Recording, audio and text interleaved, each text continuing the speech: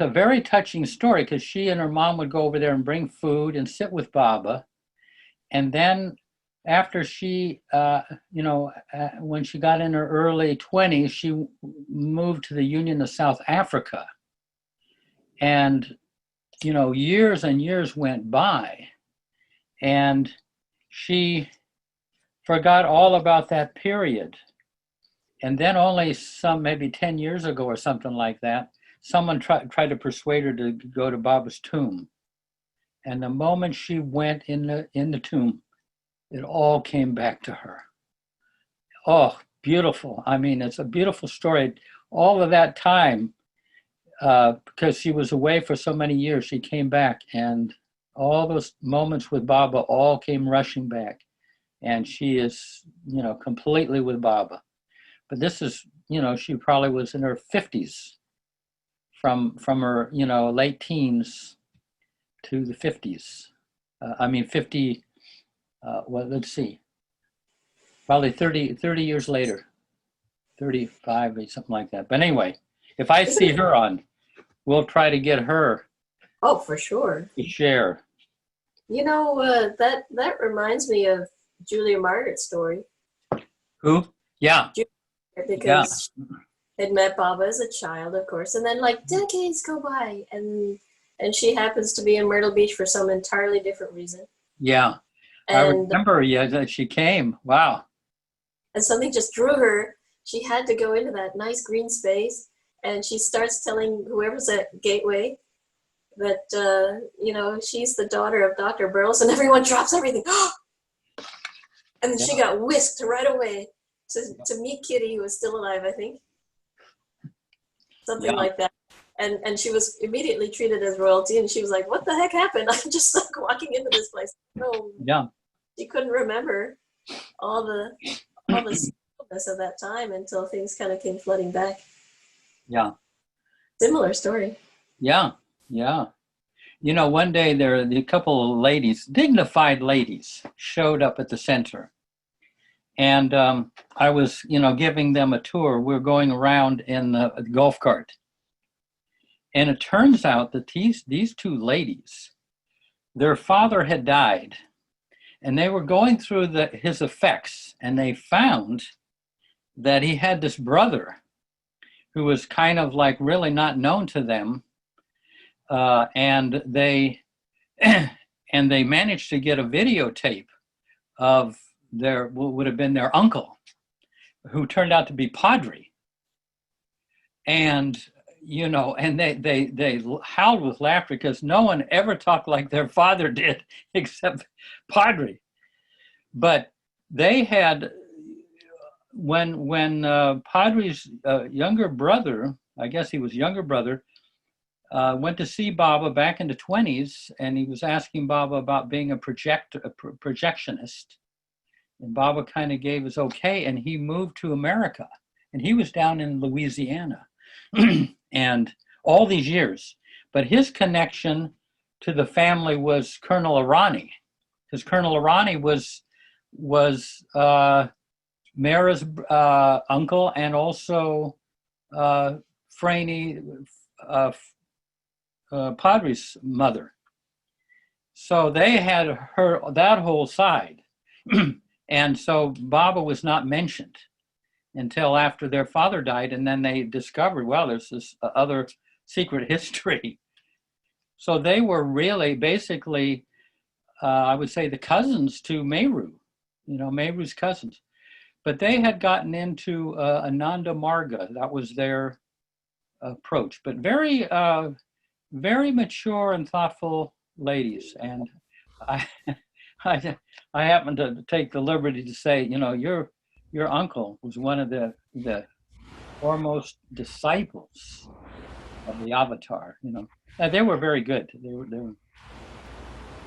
It's amazing, though, that even though we didn't meet Baba in this lifetime, he's here with all of us, each one of us. I mean, it's just mind-boggling that he could be here with me and there with you folks. I mean,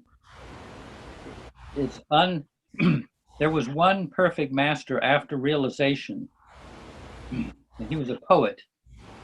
He decided try to fathom the stature and magnitude of Prophet Muhammad. He's a perfect master trying to fathom the avatar. And he said that as far as he could get was just a tent stake of Muhammad's tent in the desert. That's as close as he could get.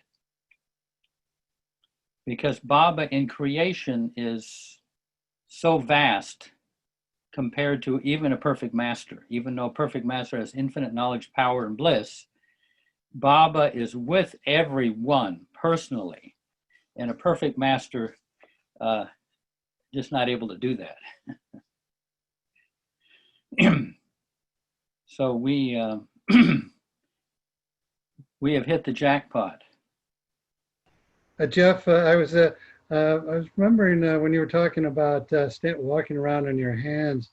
I either saw pictures of Darwin standing on his hands, or actually saw him standing on his hands. I think it must have been pictures, but it was a photograph of Darwin on a pole with just one hand, with his feet in the air. I mean, that is not easy. I mean, during the Depression, you had to try anything. He was selling ties, neckties door to door, and, a lot of different things like that. Hey, speaking of Darwin, yeah. It's his birthday tomorrow. Oh, that's right. The interesting thing, and it comes up in this section, is very hard to explain. This one's good and bad, and why good and bad are limitations. And love, love is something quite different. And Darwin was very good about trying to get beyond good and bad to love, good and bad to intuition. There's a beautiful line, maybe I'll quote it later if it is in context, from Victor Hugo, the French writer, where he says, virtue, as in the case of vice, is a calculated action. But love is not calculated. It wells up in the heart and it expresses itself spontaneously. So there's quite a difference between the highest good and love. The good is in the realm of sanskaras, and love is from beyond sanskaras. But that to be able to make that distinction is invaluable as far as the inner life. And I'd say my first 10 trips in India, Baba had me over a microscope looking down at the difference between good and love. They're almost indistinguishable because the highest good reflects love, but it's not love itself. It's a millisecond short of spontaneity, at best. It's just, there's a little mental process and then you do good. Whereas love just kind of eclipses you. But that distinction is very hard to describe. And I think he gets into it a little bit in this next section. Hey, Farishte, do you have that poem? There's probably a moment of the night Hafiz attained God realization. Do you know that one you want? Yes, I have that one. Oh, Baba. Number 20, isn't it? Yeah, you remembered. Beautiful. Yeah. That was a beautiful translation you did. Yeah, this is what we're looking forward to, folks. Hafiz, finished. All right, I have like layers and layers of files. All right, here we go, 20.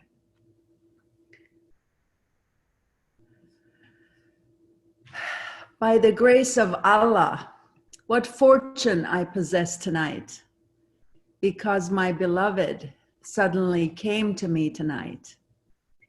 I prostrated as soon as I saw his beautiful face. Thank God, I have good deeds to my credit tonight. The seedling of my patience for union has borne fruit tonight. I have finally received my great fortune tonight. I have won the royal lottery. My awakened destiny has arrived into my hands tonight. With an unstoppable, self-perpetuating determination, I am taking off the veil of ignorance tonight. Like Mansour's blood that wrote, I am God after his death, I too will do the same if you kill me tonight.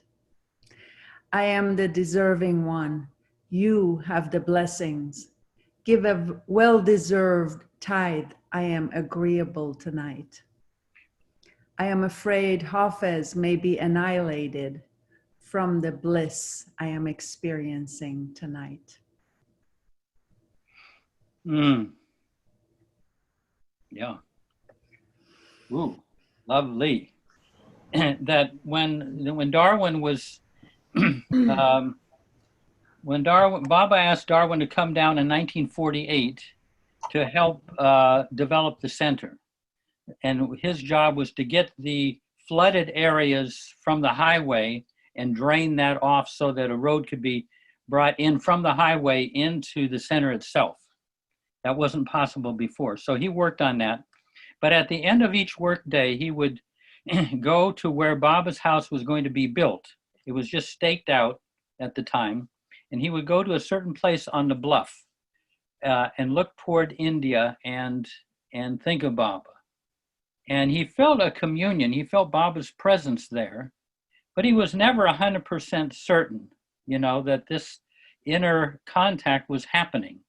I mean, he felt it was, but so anyway, so that's 1948. 1952, when Baba came, he, one day during his visit, he invited the Shaw family over to his house. So when they got there, Baba, if you look behind Jaisimha, the porch there, Baba was at the screened door of the porch as they came through the gate. And so Baba opened the gate and ushered each one in, or invited each one in. And Darwin was the last one. And as he was going up the steps, Baba paused and pointed to that place on the bluff. And Darwin said, Baba, you reminded me how I used to come and think of you here. And Baba just kind of went like this, kind of a bland, yeah. So that confirmed, that inner contact that he was having with Baba, Baba himself was confirming it from his side. Oh, so beautiful. This is going to be looking ahead, as I mentioned earlier, the distinction between good and bad and love. Good and bad and intuition is something very subtle and tricky. And Darwin kind of brings the camera in on that to get it at close point blank range. But it's a little bit confusing. But one of the things he says is high self-esteem without egoism. I mean, these are kind of seeming paradoxes. High self-esteem without egoism, and self-effacement without it meaning a low self-esteem. I mean, some people might think self-effacement means that, boy, you have a low opinion of yourself. Self-assertion is more where a lot of people think we should be, but self-effacement. And I'm going to give an exchange I had with Erich way back, I think in the 80s. And it's related to this, but you might have to, it's a little bit oblique. But we were in Mandalay Hall, might have been 20 or 25 of us sitting around, and Erich we've been there for a while, and I said this to Erich.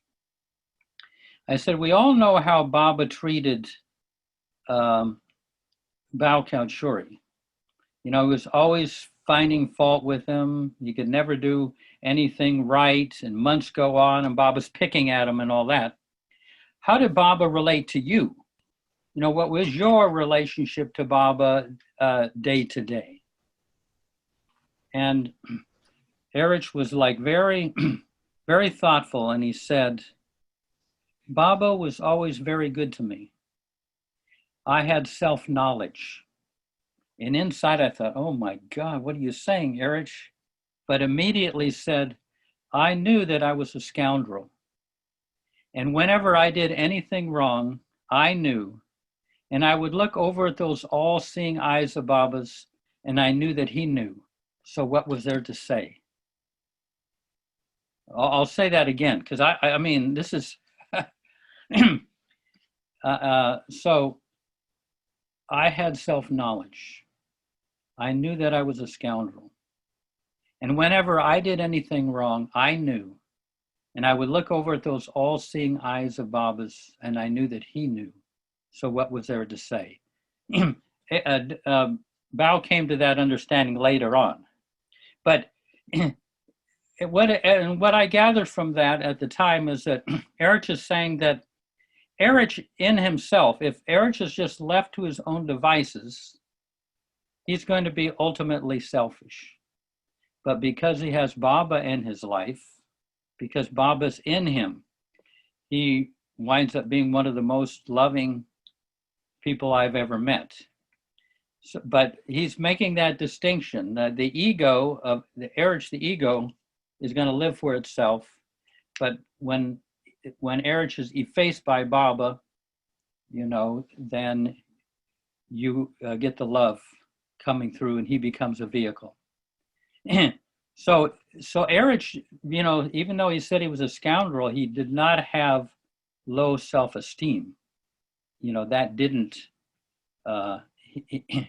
He was very strong and confident because he had the confidence that Baba was in him, living through him. So anyway, this connects with what we're going to read. Okay. Where are we at, Angela? All right, so we're on page 68 in the book. That's chapter 12. The section is The Spiritual Bypass. It should be page 39 in the PDF. Okay. All right, spiritual bypass. At a certain point, if we have enough spiritual maturity, we realize that the conditioned level is brought forth because of imagination, and therefore it is not as substantial as it appears to be. We become aware that we can bypass that whole level, and our previous methods for deconditioning our minds and start to go through the walls of the spiral that is propelling us towards the truth, instead of continuing around via the longer process. This is what I call the spiritual bypass. Taking this bypass, we go directly to first cause, to the absolute, to the truth itself, which is experienced at the level of the unconscious.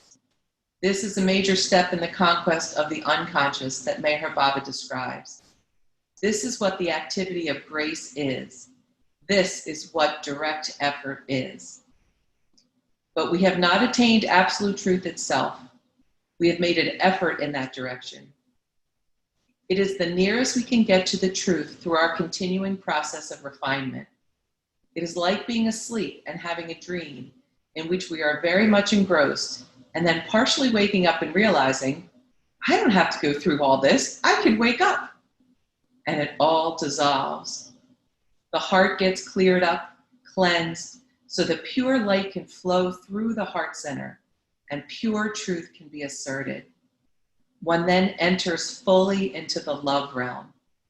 At this level, one is aware of the soul-loving Baba, and one gives everything to him as one would give a bouquet of roses to one's beloved. To avail ourselves of this extraordinary bypass, tremendous self-awareness is required, but this can be the work, the effort. We are still existing in time-bound illusion, however, and may not be able to dwell at this level all the time, but we can still fall back on our chosen method of dealing with our sanskaras. With your car, you shift from lower to second gear and then into high gear. You do not just start out in high gear. Spiritually, you go gradually until you become aware that you can take the spiritual bypass and go straight to God or to the truth.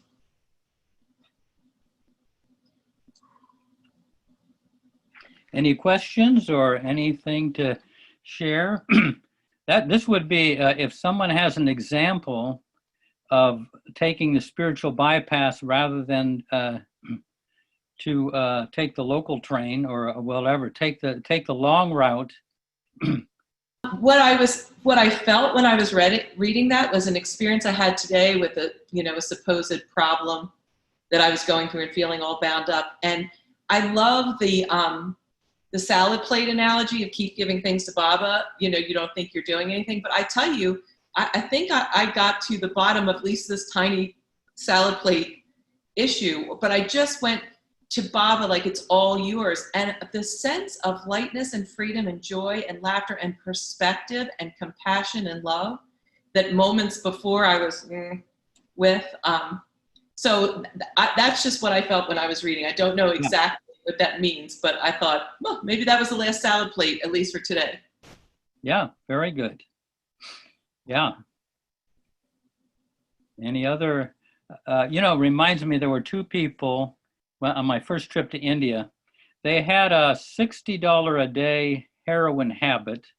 They were down in Florida and they somehow got on an airplane and came to India. They went to, you might say, first cause. They went to Baba's world and they gave up cold turkey, never returned to that. But I mean, they were really addicted and they that turned their life around completely. And they were lifelong Baba lovers after that. So they went right to the source. And if they had gone through all the drug rehab programs, which, that's necessary too sometimes, but they bypassed even that. So it's incredible. Right. I just had in my imagination something. Hello? Yeah, go ahead, Fred. I just thought like a rainbow, a prism that exists right now, and all this energy is there. And with effort and grace, you eventually tap into that, and then you don't have to do anything. I just think that is happening right now. When you run light through a prism, you see the rainbow there, the energy, and it's happening right now. It's everywhere. And so through your effort and grace, eventually you tap into it, and then no effort is necessary. Yeah. Yeah. That's like I say, that's going to the first cause, going directly to Baba rather than working it out psychologically in the time process, or at least as heavily in the time process. Well, it's more of a question. In the first line, it says, we realize that the conditioned level is brought forth because of imagination, and therefore is not as substantial as it appears to be. So it's just the wording that is, I'm trying to understand it better. What are we actually saying by saying the conditioned level is brought forth because of imagination? Yeah, good question. Anybody want to answer that? We'll come up with that. Well, to give a good example, you have to understand those concepts. Yeah, I mean, if you think that this is all a dream, then it's all a work of our imagination. So getting out of the realm of imagination, which is the conditional world, into the unconditional, which is love and Baba's presence.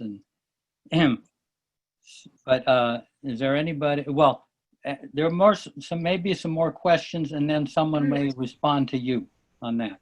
Yeah, there was at least one hand up before you asked the question. Douglas, go ahead. Yeah, one of the things that I'm struck by with this is the term spiritual bypass, which came into favor in psychology about 10 or 15 years ago by a fellow named John Wellwood. And it was meant to be, the way it was used was when you're having emotional or issues with yourself or the world, if you sort of took the road of, oh, well, everything is all love anyway, so I'll just skip over all this stuff and go to that. And Yeah. it was considered in Yeah. psychological terms, not a good thing. Right. Yeah. And there's a way that actually, that it can be both, but certainly what Darwin is talking about, my little understanding of this is a place where if I'm feeling stuck with an emotional state, at times when I really turn it over to Baba, I have the experience of it lifting and working through. And it feels like, at least that's what he's pointing at, although I also highly respect what he's describing here as a very kind of remarkable advanced state, seems to me. Yeah. It is normally used as a pejorative term, you know, kind of just transcending stuff and not really working on anything. Right. But Darwin's using it in a sense where you have an option of going the way of psychology or the way of the deeper realm within us. Yeah. Yes. I was thinking the conditioned level is brought forth because of imagination, meaning a lot of things that we do because of, we're socially conditioned to do them, and we fall into patterns, and depending on which tribe we grew up in, we behave this way or that way. And so we don't have a lot of control over our choices, really, of how to behave in any given time. And so we're really being controlled by the imagination of the group, or it might be our own imagination. We've conditioned ourselves to always be disciplined. Doesn't matter, I have to do this. That's somehow we've decided this is the righteous way, or whatever it is that we've talked ourselves into. And so we're not available for the moment that is actually happening. And therefore we can't really respond and cut through that whatever it is of the moment that Baba might be reaching to us in. We have to always respond a certain way. That's my take on what that means. Beautifully explained, Becky. That was beautiful. Yeah. Elizabeth, was that helpful to you? Yes, I thought that was very helpful. Excellent. Yeah. And I really do understand that. And also just this one other sentence, when you get on that spiritual highway, it's not without effort. He says that in this, to avail ourselves of this extraordinary bypass, tremendous self-awareness is required. But this can be the work, the effort. So it's not like you just hop on the bypass. Yeah. I guess you have to be aware of all those conditions that restrain you that are not real. Yeah. Exactly. Pulling you back into the world of sanskaras instead of the realm of the spirit. Yeah.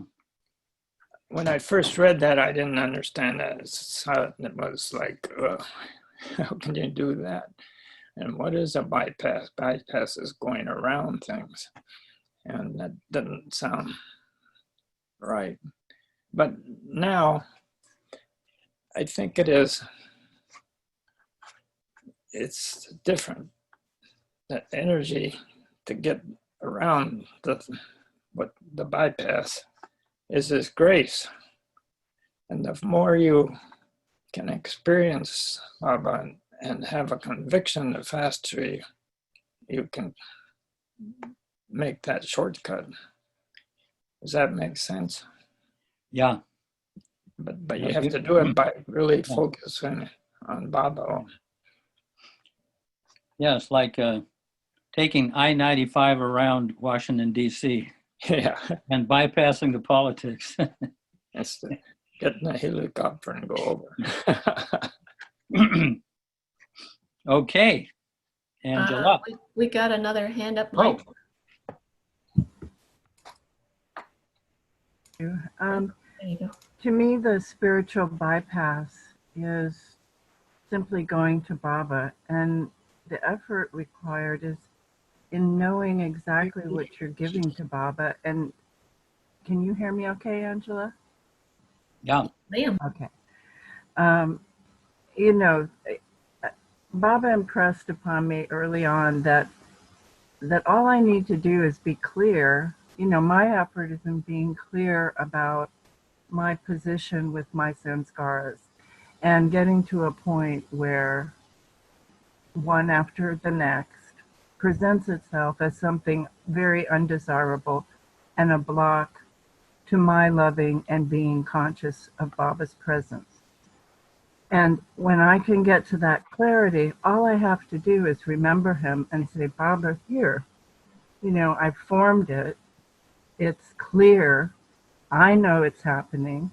And I always got the impression that the whole clarity part was something for me. It wasn't for Baba, And today I was listening to Eckhart Tolle, who was going, he talks about the presence and being behind and watching yourself and your sense scars to become more and more conscious. And I was thinking, gosh, this is so much effort he's talking about in such a way. I mean, in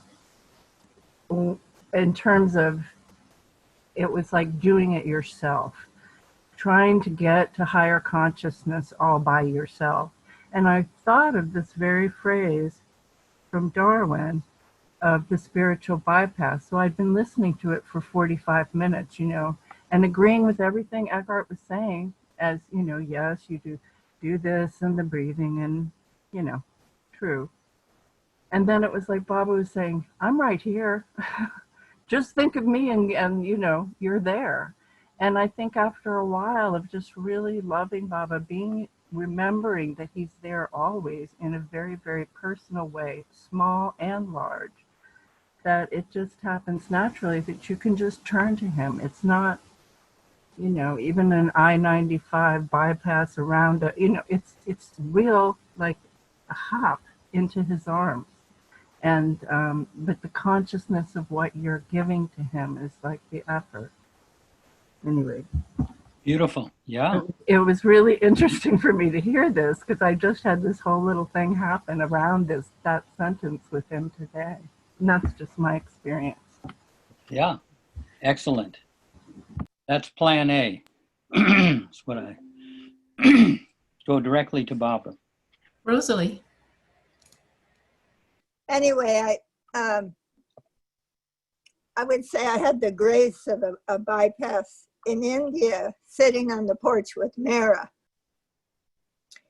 And there was a book passing around on the porch, which many times that would happen. And I passed the book to this person, and all of a sudden I heard Mara say very deliberately, Rosalie, I am talking to her. Have you no manners? How were you brought up? And I swear it's like she lanced my childhood, because I was like, it was so painful that and it was very silent. Waves of tears, but it was no sound. And I was screaming out to Baba, Baba, Baba. And then I wanted to get away to go to Baba's bedroom, but I saw there was someone and I wouldn't be able to function. So I stayed there. But I felt she lanced my childhood. it was painful, but it was a great grace. So it was, and I also felt that everyone on that porch, it could have been anyone, because it was so deliberate. The way my name was said, Rosalie, and she was my favorite person. So it was like, whoa. And then nothing ever after that, it was, but I did know one thing, that Baba was very vehement about not making Mara unhappy. Like if I cried and burst out, and no, it just went silent. I didn't know. It's like Baba muffled me. But anyway, I thought it was a bypass. Yeah. Lovely, Rosalie. Beautiful. Yeah, that's great. And Larry, you had your hand up? Pesta? Yeah, I was going to say, Jeff, that that bottom paragraph on page 68, it says, taking this bypass, we go directly to the first cause, to the absolute, to the truth itself, which is experienced at the level of the unconscious. And what's really cool is years ago, I got to spend an afternoon with Darwin Shaw had a New Thought background, but I got to spend the afternoon with a woman who was Ernest Holmes, who wrote the Science of Mind textbook. I got to spend the afternoon with his personal practitioner. And this woman she was so famous for her prayer work that she would receive calls from all over the world, people calling with their health problems or family problems, asking for her to pray for them. And she was a very powerful prayer. And the funny thing is, she used to get all these calls from all over the world continually. And someone asked her one time, how do you have time to pray for all these people? She was in her 80s. And she said, it's very simple. When they tell me their problem, I hang up the phone. And when I hang up the phone, I'm hanging up on their problem. Because she said, with every person, I go to the truth. And I thought that was very good information. And it applies to us. No matter what the problem is, we go to Meher Baba. He said, don't worry, be happy. That's the bypass. As soon as something happens, and the effort is, you have to work the switchboard. You remember those old switchboards? You have to take the problem and immediately plug it into the right hole. He muted himself. You unplugged the You unplugged yourself from the right hole. Just plug it in and Baba will take care of it. And I'm sorry for preaching at you, but I'm an old minister from years ago, yeah. And it is Sunday. Jai Baba. Thank you, Larry. Okay. Are we on to a new paradigm, or should we keep on the old paradigm? A new paradigm. When we take the spiritual bypass, we are standing upon the truth within. We create a new paradigm of who I am, a paradigm based on one's ideal, the beloved, and we resolve to stick to it through thick and thin. We resolve to counteract the inertia of the false self and refuse to be victimized by our old limiting paradigm of who we thought we were.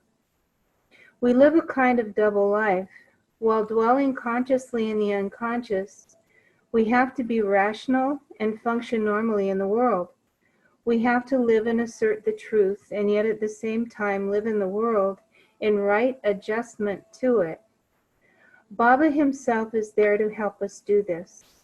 He said in 1936 to the Westerners he had called to India, I will teach you how to move in the world, yet be at all times in inward communion with me as the infinite being.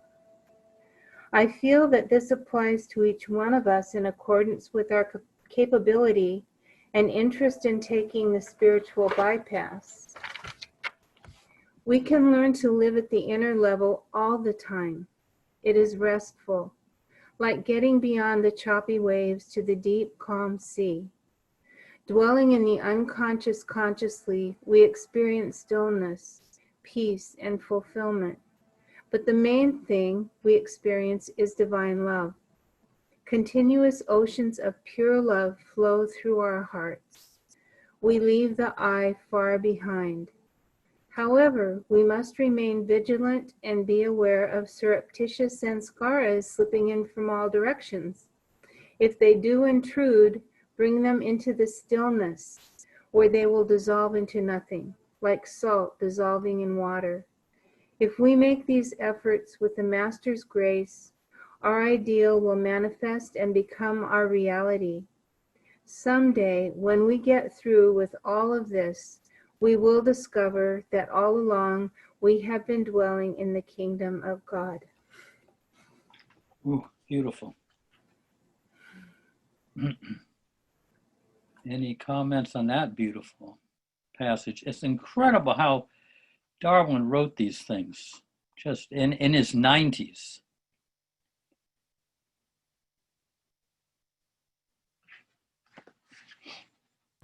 Ray, go ahead. Thank you. Could you comment on, he said in 1936 to the Westerners he'd called to India, I will teach you how to move in the world, yet be at all times in inward communion with me as the infinite being. Is that sort of like what we say, or you've been saying, what Darwin had said, or like what I understood? When we feel frustrated about something or within ourselves, we just say, Bob, this is my gift to you, and then just forget it and give it to him. Do you think that that's what he's talking about there? I mean, of course, when we're stuck and we have disturbing things happening in us, we can't just go necessarily to be aware of Baba's infinite being. Sometimes we got to offload some of this stuff and give it to him so that we can move into that inner stillness, you know. But what I think Bob is talking about, Bob is talking about there is that we, just in general in our life, we are aware of the immediate situations we're dealing with, but at an inner level, we're aware of Baba's presence, that infinite presence. I don't know if it's specifically about working on problematic situations. It's just a general attitude. Yeah. Well, he did say, I will teach you. So, yeah. Thank you. I used to call Darwin, leading a double life, I used to call him Clark Kent, a mild-mannered reporter working for a great metropolitan newspaper. And if you saw him in a mall, people would pass him by. But when he started talking about Baba, it was like he stepped into a phone booth and took off. You know, Clark Kent. Yeah, totally agree. Oh, and Daniel Stone, you had your hand up. Oh, good. Yeah, so Ray, your comment and what it reminded me of when he said, I will teach you to do this. There was another place where Baba said, I will give you a provisional ego to work with. And this strikes me as being compatible with that concept too, of really really adopting a witness position inside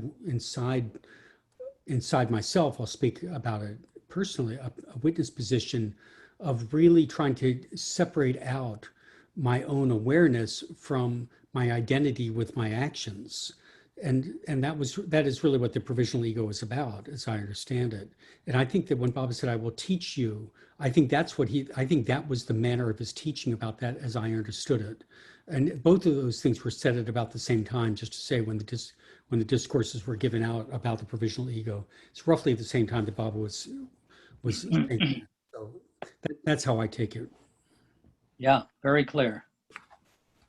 Oh, now we got to efface our falseness. The way of my work is the way of effacement, which is the way of strength, not of weakness. And through it, you become mature in my love. Meyer Baba. Meyer Baba is really all powerful, like a divine magician. He can do anything if we completely open up to him and do not limit him by holding on to limiting beliefs. And and we must not limit ourselves either, nor should we condemn ourselves. Baba works on our self-esteem, our sense of self-worth and self-confidence, because low self-esteem pushes our consciousness in the wrong direction, toward negativism. We need high self-esteem, but without egoism. Self-esteem equates with lifting one's spirits, not lifting the false self. Self-esteem of the spirit rather than of the ego is important to retain. Self-esteem is more like a sense of integration, the bringing together of the scattered self, not like the man who got on his horse and rode off in all directions. When one is on the path, self-integration occurs as the false self is gradually shed. Wow. Any comments? Anything beautifully said here. We need self-esteem without egoism. Huh. That's pretty tricky. Yeah. And not lifting the false self, lifting one's spirit, but not the false self. Really very insightful. Because a lot of people are trying to lift their false self and be a success in the world or whatever, become somebody. Yeah. I love this. There's a quote from Corinthians in the Bible that reminds me of this. It says, "What do you possess that was not a gift from the Creator? And why do you boast as if it were yours?" And as a growing up Catholic, that was used to keep the self-esteem very, very low, like you have nothing. But what I have come to know in my adulthood, and especially like reading this, it's like, look at what God made. Like whatever greatness I might have and giving it to Baba right away, I can celebrate that. I think that's self-esteem of the spirit. Yeah. Like really just be and give everything and, fruits of the action, everything I do, pleasure and pain to Baba, but to be able to celebrate the grandeur of, I have to imagine that human beings are the most glorious manifestation, like the greatest thing God made, so far is us. And so that's what I think of when I think of that, like that kind of joy of the magnificence of look what God made. Yeah. Yep. Well said.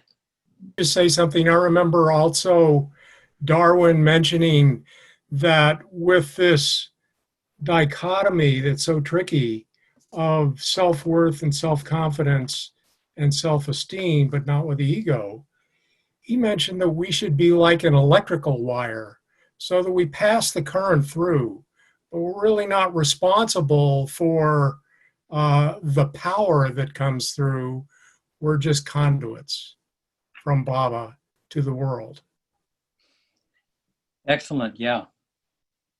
Darwin used to say, don't think of yourself as a base of operations.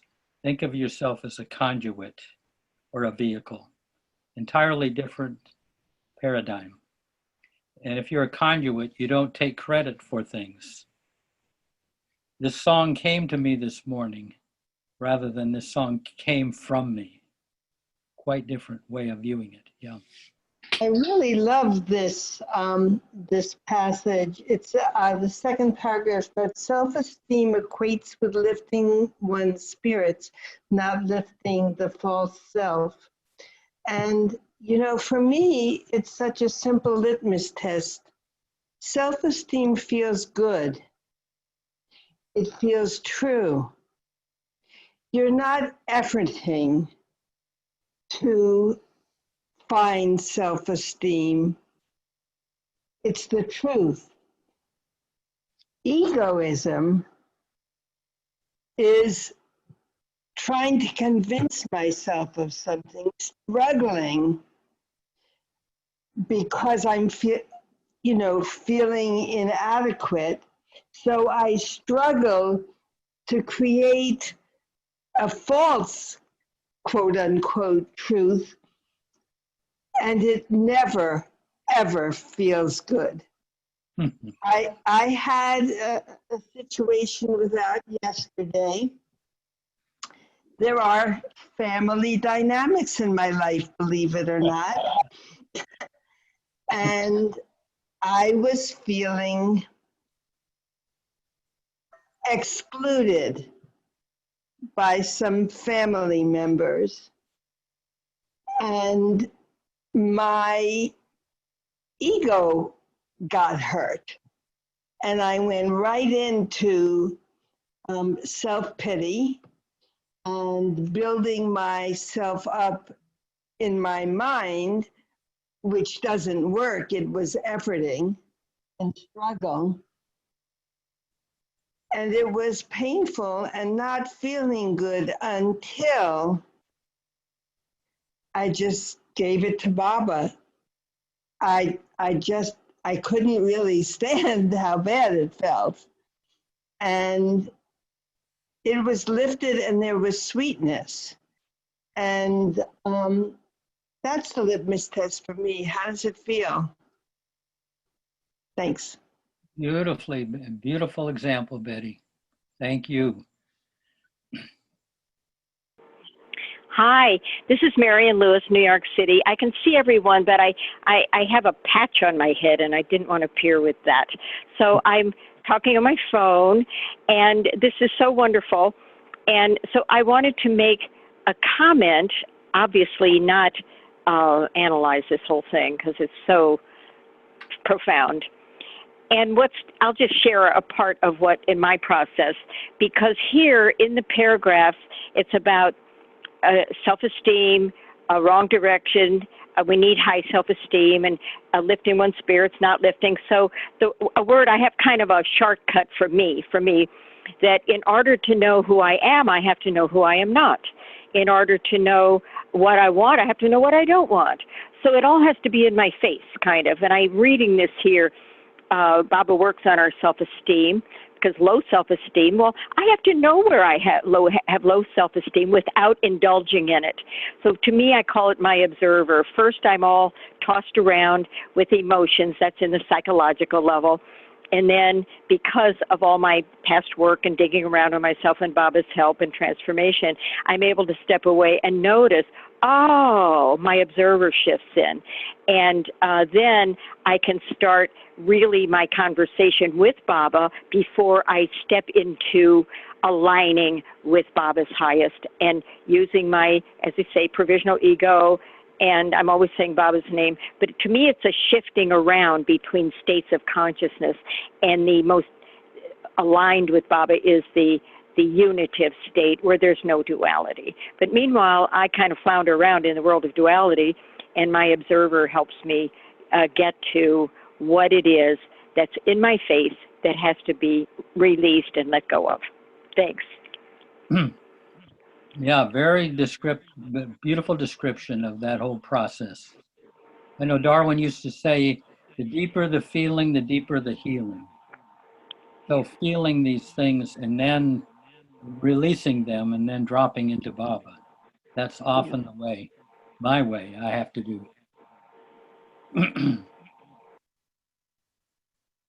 The teacher in me notices, I feel like there are whole cultures who have built up a false self-esteem based on some unifying goal that they have. And when they do that, they gain each other's attention. And they're desperate for belonging to something.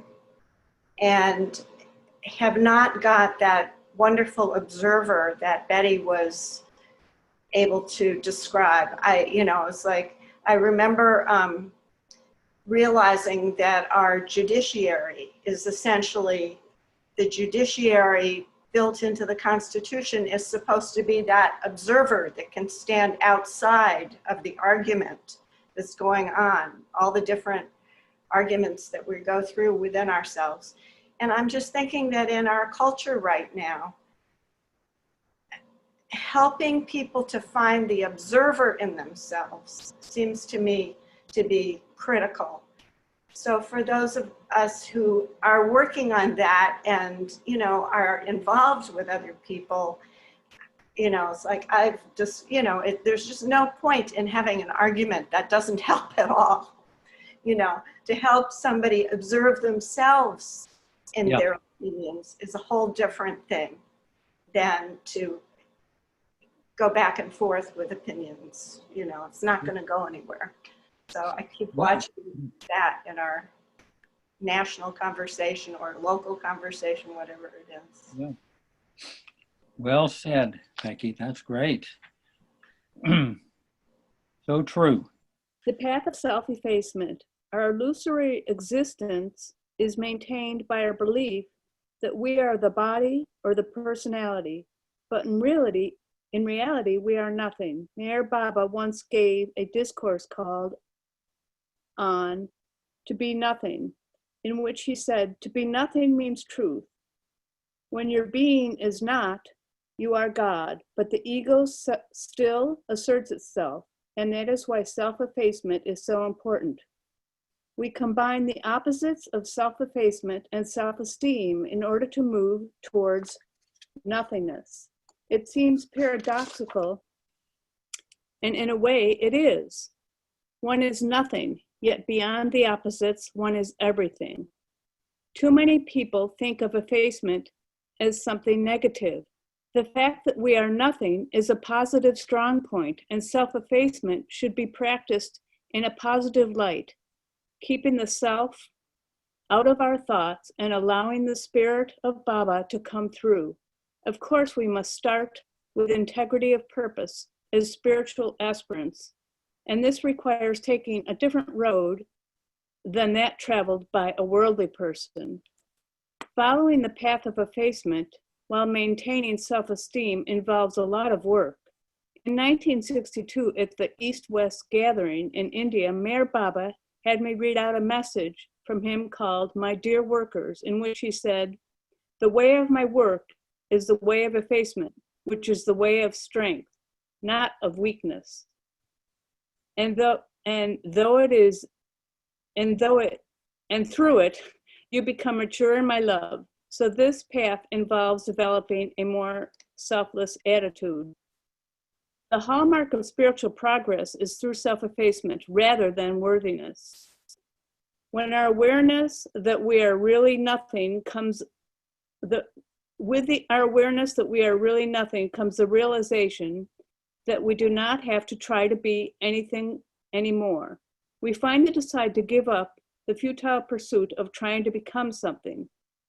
The situations that come up in our lives give us ideal opportunities to see where we are still claiming something. As we give up those claims, giving everything to Baba and letting go, we begin to see everything as mayavic and not serious. In other words, we come to realize that life itself is not to be taken seriously. It is no longer seen as reality. We turn off the wanting machine and remain calm and undisturbed within. All this is part of the path of self-effacement. The path of self-effacement also involves self-denial. Self-denial does not mean pushing away a second piece of pie. It means taking our stand on the truth within and denying the ego self. This level of self-denial is more subjective than objective, and it is certainly not something that can be displayed, nor can there be any measuring. The path of self-effacement leads to deeper mysticism and deeper faith in God, in truth, in reality. This path includes peering into the kingdom of God, while here on earth, and especially experiencing some of the bliss and insight that comes with it. Wow. Any comments, any questions, any examples?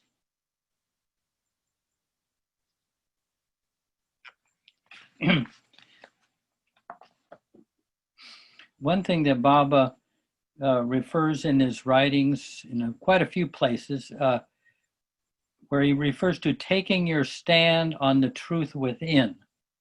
So can anybody give us an idea what that means, or what that means to them? Taking their, with an example, taking our stand on the truth within. What is that experientially? Well, the first thing that popped into my head, I don't know if anybody came and saw the concert of a young woman from India named Nikki. It was the most beautiful experience of someone living in Baba's light, because everything that technically could go wrong continued to go wrong. And she just had such a wonderful time explaining how Baba's mischief played through her life and her musical concerts. And this happened all the time, and that she knew it was Baba's humor involved in the whole thing. And everybody got a good laugh and a sense of Baba and the lightness of his love. And it was for me, it seemed like self-effacement in action. Thanks. Beautiful, great example. I was thinking like this whole pandemic situation is really an opportunity for self-effacement. And, you know, because just for myself, I'm not able to do my work very much. And I'm very identified with it. So it's like an opportunity to just let that go and to just be. Yeah. If I choose to take it. Yeah. You become nobody. Right. Darwin used to say, and most of you have heard me quote Darwin, but he used to say, with a quizzical smile on his face, sooner or later you discover you're nobody. And that is not an unhappy discovery. You don't have to become somebody. But you can be yourself, but you don't have to become somebody. And yeah, I think this is an opportunity to sort of explore that or discover it. Yeah. I trying to think of what to say here, because this chapter to me is a baffling one. It's very baffling, and but on the one thing I experience when I work, and I want to experience, I have the belief that unfortunately Meher Baba was like a dictator, and I'm trying to lose that belief that he's actually my friend and he has my utmost that he has me in the utmost regard and safety. And one thing I do is when I'm on the job, sometimes I have to confront people and go into relatively hazardous or dangerous situations. And the one thing I want to know is that when I take his name or bring him with me on the job, every time I've come out fine and feeling a sense of protection. And I've also, on a brief note, on the job I've had a call for gunshots fired and was in utter panic because I was at the place where it allegedly happened to find out it was really a schizophrenic woman that had imagined it all. And I realized how much illusion it is, what I heard, and the reality was something completely different. But I also wanted to take a step back because the bypass has been important to me. That's why I've been asking about it. And, just to take a step back to something that Larry said that I think was so notable and awesome is the example of prayer. When what I heard him say is when the woman hung up the phone, it was basically done. And I remember stories of Meher Baba talking about these miracles happening, but they weren't miracles. It was really the depth of somebody's faith that made something manifest. And I think that speaks volumes for what Larry said. I see what happens is the woman seemed to have the utmost conviction that as soon as the asking was complete, the issue was resolved. And that's why she hung up the phone or put the phone down, because it was done. I am so moved by that. And yeah, there's so much more to be said, and I would love to listen to other comments because I'm kind of baffled. And just to throw in another one, it says here on page 72, the hallmark of spiritual progress is through self-effacement rather than worthiness. Yeah, I'm kind of speechless for the rest of that, and I'd like to hear what other comments are to be made. And thank you for all the other comments, and especially on Larry's was pretty awesome too. Thank you. Good. Any response? There's a bunch of hands up. Rosalie? I love that little poem by Emily Dickinson, and I can see as this chapter is being read, I love this chapter, that you're really nobody. I'm nobody. Who are you? Are you a nobody too? Then there's a pair. Don't tell. They'll banish us, you know. How dreadful to be somebody. How public like a frog. To shout your name the livelong day to any admiring bog. You know, it's a great chapter. It's just giving laughs because it's so true when you're trying to be somebody. What a great effort, you know.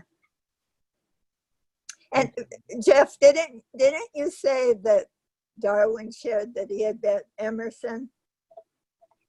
Well, that's what his daughter told me, that Oh, yeah. I would believe it, yeah. Emerson. Ralph Waldo Emerson, yeah. Fine Waldo. Yeah, right. He told me he had been Joseph of Arimathea in the time of Jesus. Who? Darwin. Darwin was Joseph of Arimathea? Yeah, and he normally wouldn't say things like that, but just kind of out of the blue, he said he had been Joseph of Arimathea.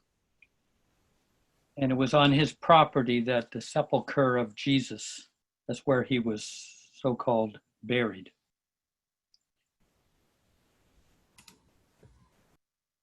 That's kind of a showstopper, Jeff. I just wanted to pick up on what Tina spoke about in terms of the pandemic. And there are times in our lives, like I have retired recently, and letting go and giving up the identity of whatever kind of work you have done. Spending your life doing this work is quite a process of it could be torture, it could be a process of self-effacement, which has a certain element of pain involved in letting go, but it's a powerful journey, or part of our journey to hold in this way. So I really deeply appreciate this particular element of the path that Darwin's describing so beautifully. Yeah. Yeah, beautiful. Yeah. Robin Bolo? I'm thinking of so many of us walking around with face masks on and how less of a connection people seem to have. You know, it's not like you're trying to connect through your eyes. It's like people aren't even looking at each other or, you know, noticing each other. And it just seems like we're, like Baba's kind of pushing us inward. And, you know, that who we all are in connection with other people, at least out in the public and stuff like that, is much less important and significant. That's all. Yeah, I observed the same thing.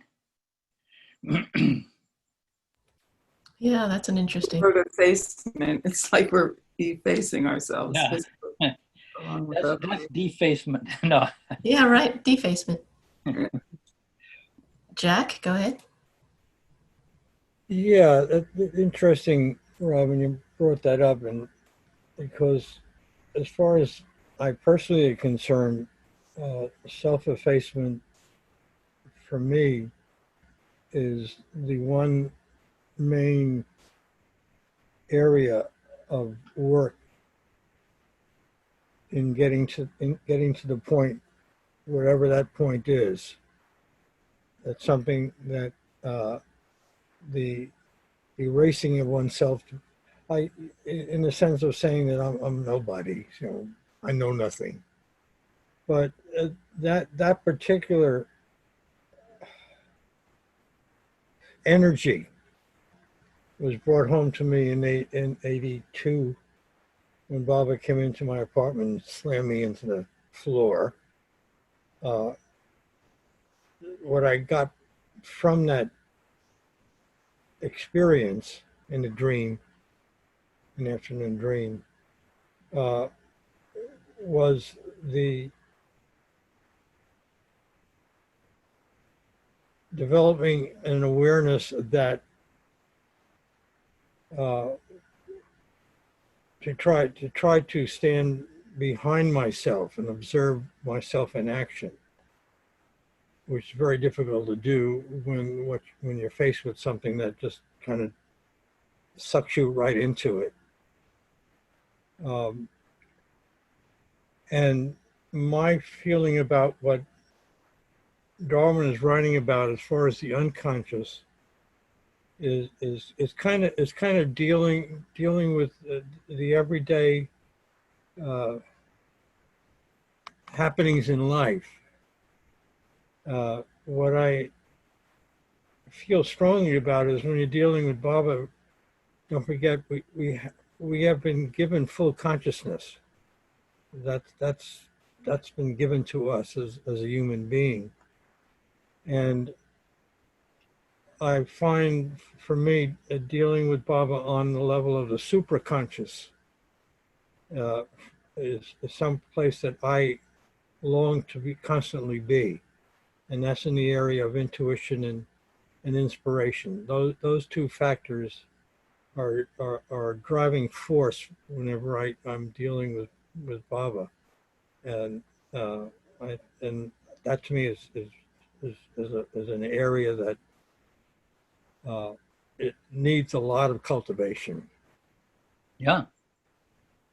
No, very well said. That deeper part of yourself. Yeah. Yeah, we're all kind of trying to get to those places, for sure. And Paula Roper? Yeah, I was trying to think about some of the things that Peter had said. And I guess I was thinking about it's a letting go. It's a letting go of who I think I am, and letting go of who and what I think God is. It's like we have all this conditioning in our lives and these things in our heads that tell us, we keep telling ourselves this is the way it is. And so it is kind of forming a new paradigm around our identity or our lack of identity. I don't know if that makes any sense, but yeah, it was just because it sounds, Peter, like you have a really hard job. And it sounds like a job that Baba would, whether you feel it or not, that Baba would really work through you. And he'd work in you. He does it with all of us, but that he's working in you and with you, with whatever it is he's calling you to do. But each one of us is exactly where God wants us to be at any given time. I'm talking to myself, I think, more than anybody else, but anyway, it just occurred to me that, part of self-effacement is letting go of these conceptions that we have and that we've grown up with and that we've believed when, even when we were children, we believed what we were told, whether it was true or not. And then later on, we get to figure it out. Anyway, those were some things I was thinking about that. Jay Baba. Yeah, thank you, Paula. Yeah. Great comments. And Stuart? Okay, I don't have video, but kind of following on what Paula just said, and this is definitely self-observation here, but for years, I really thought that getting into my long construction career was veering away from what Baba really wanted for me.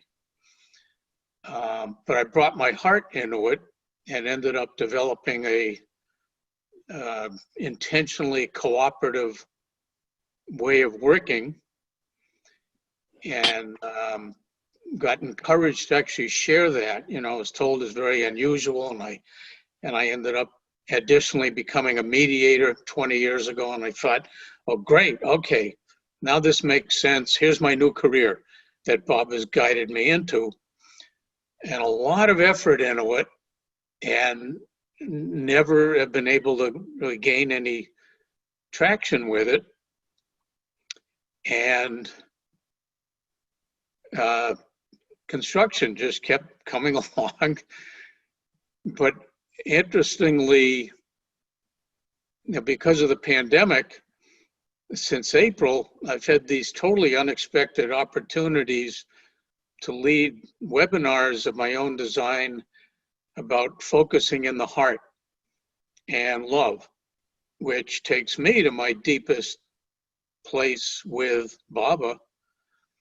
And it includes with closing out with the heart love meditation I've been sharing, and then discussion about it. And then with the construction career, I also get to work on the center a lot, which is really, I'd say, like a dream combination of all of it. And for a long time, many years, I came to say, Baba, please make use of me as you see fit, even though I still thought I was somewhat veering in the wrong direction. But I think I've gotten better at accepting, well, if I'm really saying that to him and he really knows what he sees fit, he knows what he's doing, and he's actually putting me, just in the most blessed places. Yeah. Wonderful. Yep.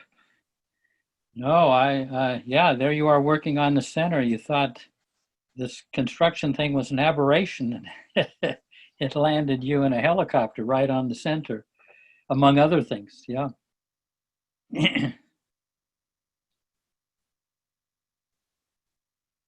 It is the ego that Meyer Baba wants us to minimize.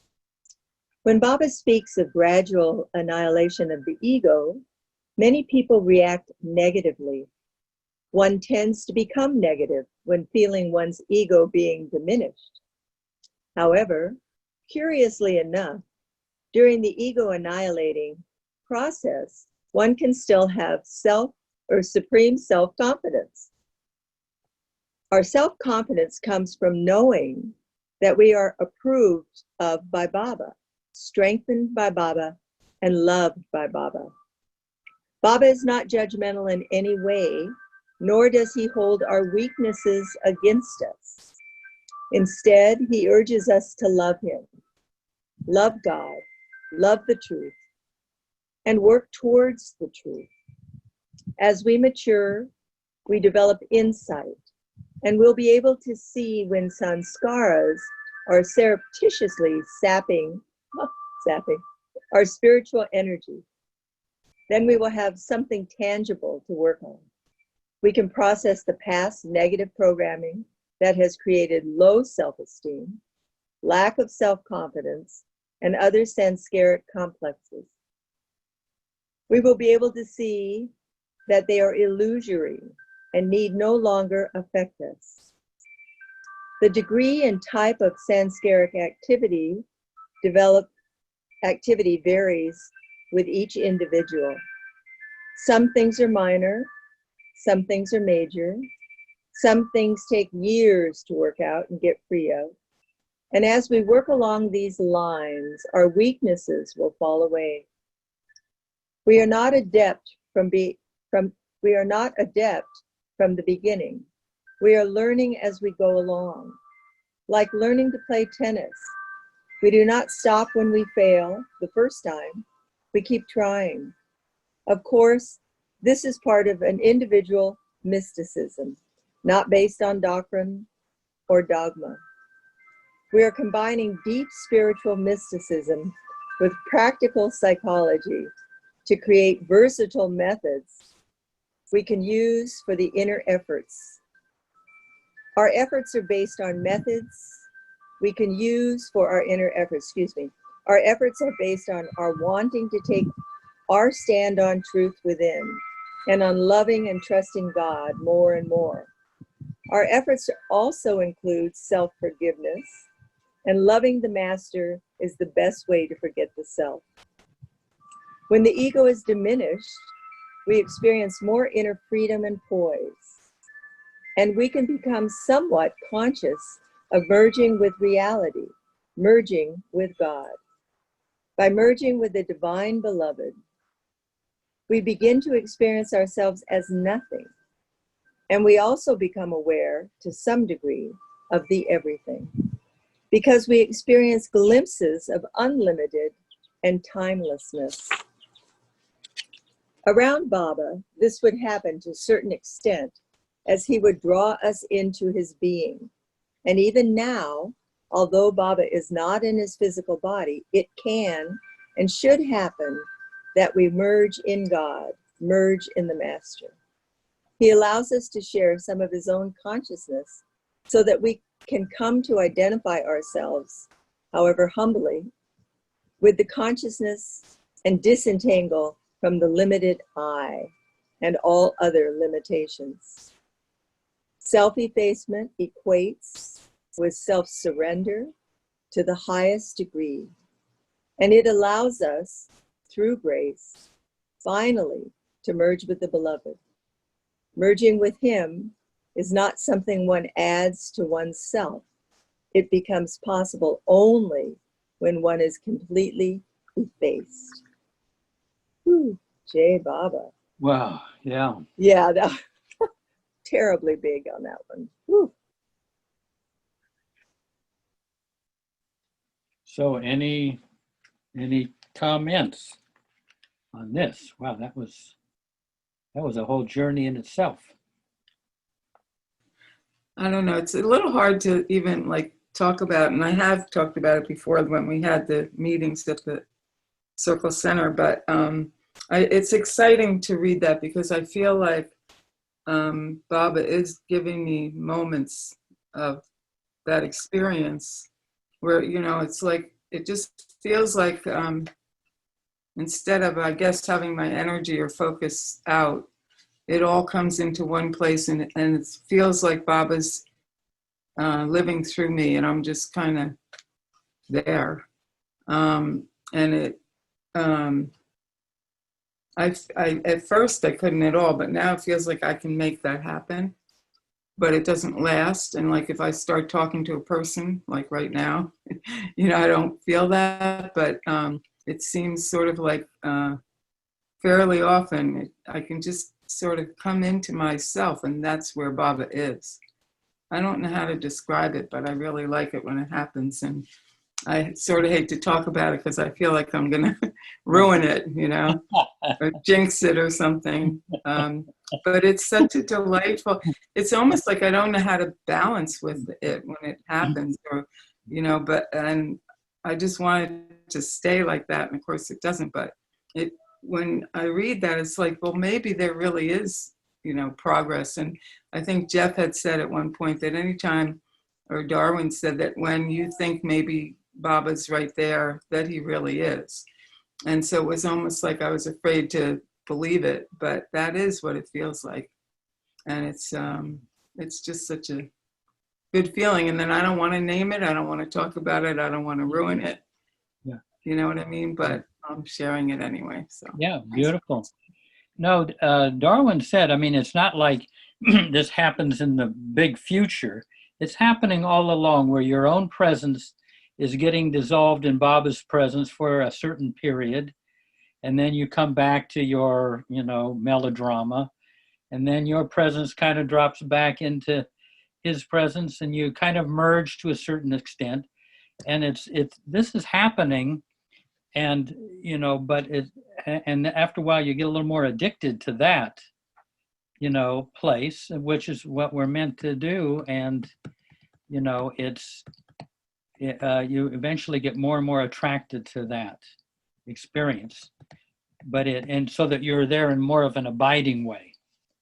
But Darwin was very encouraging. That is, sometimes he would say to somebody, you are in a state of grace, and they would be kind of surprised. But that's where who they are and who Bob is have kind of gotten merged for the time being. So the more addicted do we get to that experience, the better. It's like getting eclipsed by Baba. Marion, go ahead. Oh, hi. Thank you.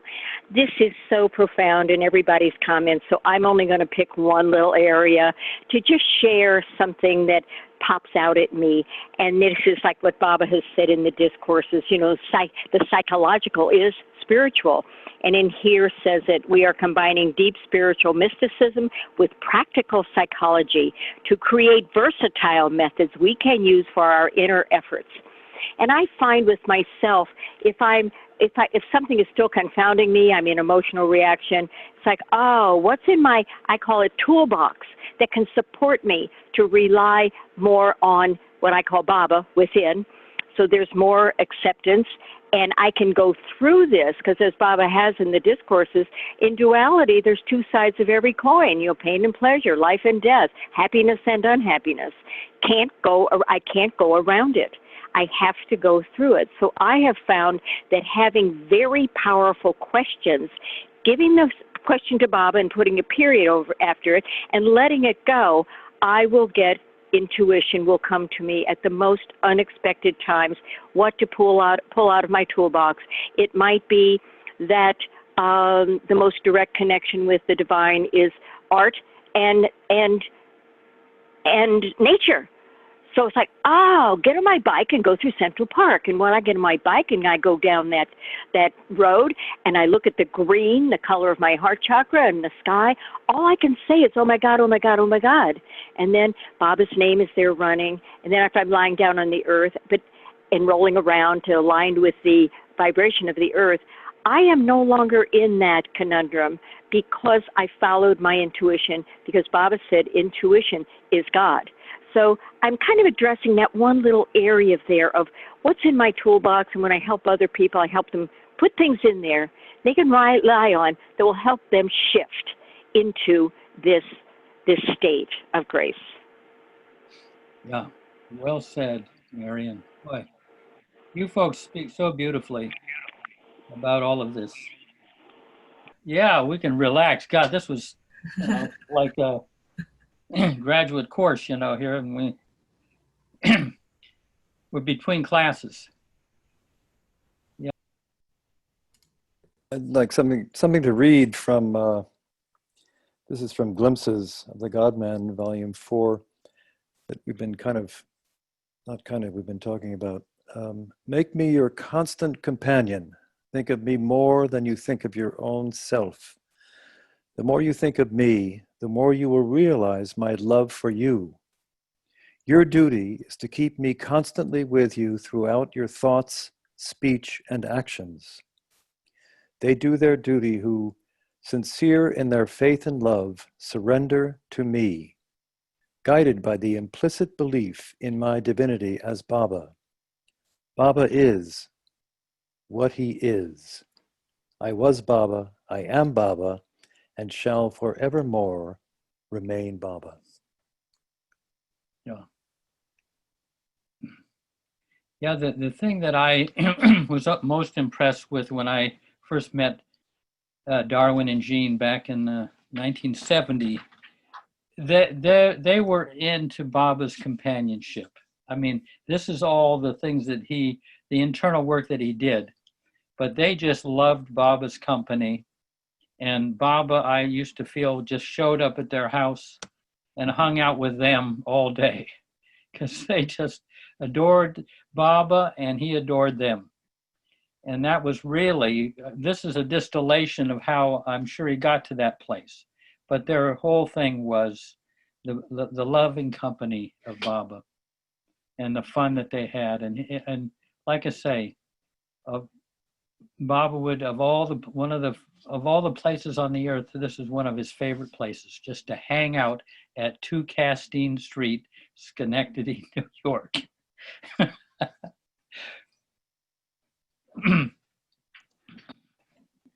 So we could have a few moments of silence. I don't know, Stu, if you wanted to lead a heart-centered meditation, but no pressure at all if people are up for it, but it's up to you. Yeah, why don't we give it a shot? Okay. Okay. So if anybody wants to, after we have a few moments of silence and everything, if anybody wants to stay on for a beautiful heart-centered meditation, it's not real long, but it's very, it's a deep experience. And it's really kind of bringing Baba into the heart center that we hopefully have been opening up over the last, seems like years we've been doing this material, even though it's been a couple of months, but it seems like ages. But so anyway, after that, you're more than welcome to join. Okay, so let's have a few moments of silence before we go on.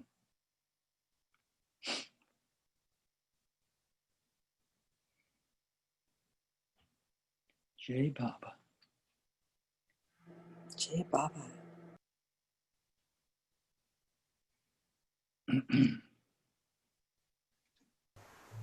Everybody, I just want to say there's just a sense of I have such a sense of joyful happiness today that just is just natural springing from the soul, being with Baba and everyone today. I'm very grateful. Oh, thank you, Cindy. Yeah. Causeless cheerfulness. What's that? Causeless cheerfulness. Yeah. Yeah. Stuart, did you get a chance to speak? No, not yet. So I just wanted to add about Darwin. I don't know if I knew anybody who better radiated his combination of joy and self-effacement and confidence at the same time. I mean, he lived this life. Yeah, I mean, to such a degree, he was just such a gem of a human being. Yeah. Darwin took me to the friendly ice cream parlor for a grilled cheese sandwich once. That was nice. Yeah. That was Clark cookie.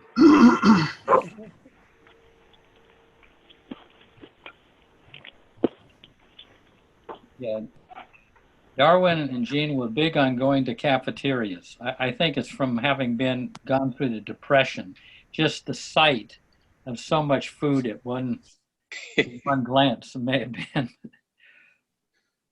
And a great many of us have gone to cafeterias more than we probably would have intended to in this lifetime.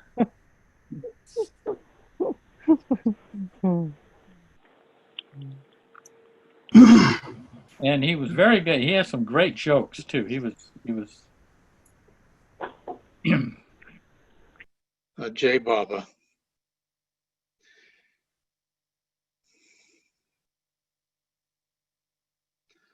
So I ask everybody, just close your eyes and just settle into where you're sitting.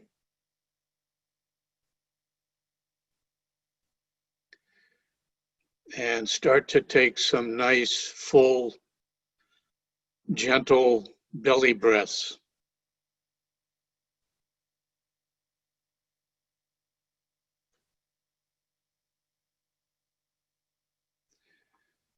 And just let the world go as you take these deep, gentle breaths.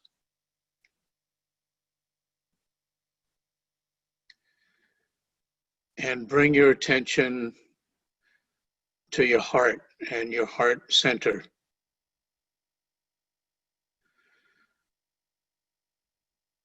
And this is the home of God's infinite love in us, Baba's infinite love.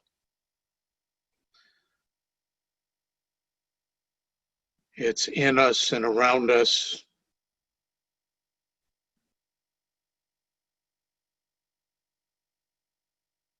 It's an incredible well that is always there.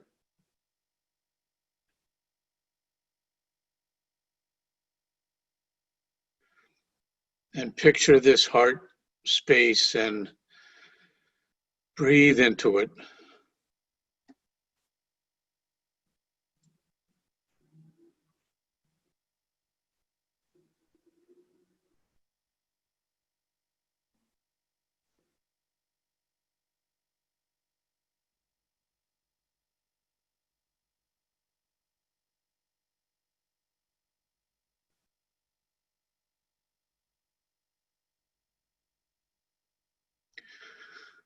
Okay, let's breathe into this infinite source of love for another moment.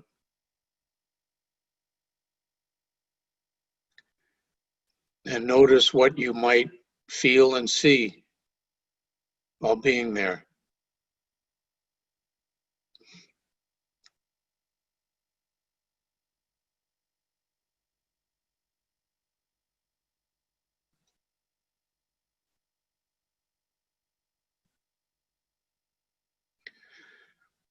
And now I'd like to ask you to pick a person or a group, possibly, who you would like to focus sending Baba's infinite love to.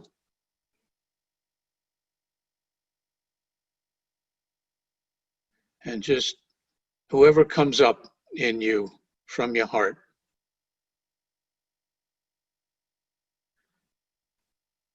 And get an image of them.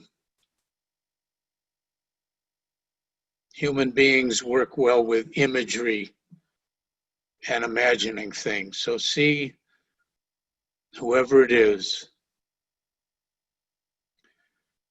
and breathe into that image.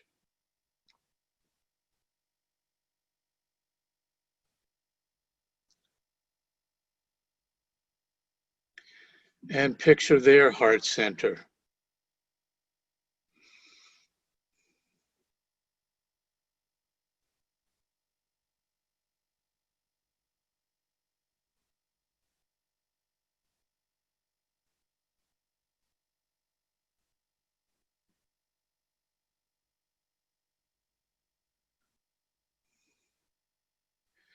And keep breathing into this image you have of them and their heart center.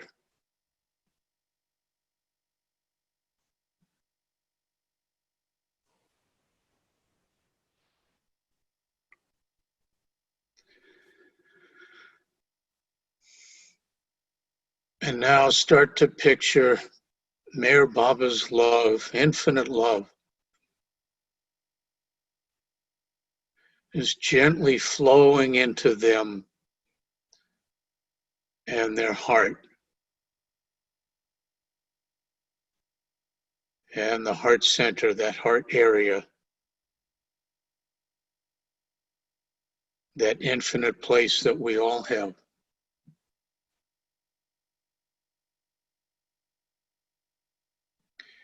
And you're not trying to change anybody or make anything happen. You're just focusing, seeing Baba's infinite love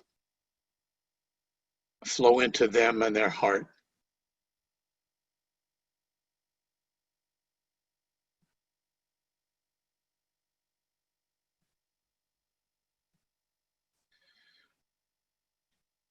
And everybody's different. I usually see like a liquid golden light, this wonderful, soft, warm light just flowing in.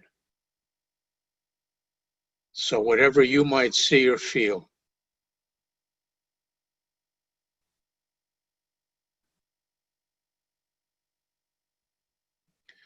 and this is infinite healing, soothing, inspiring, forgiving love.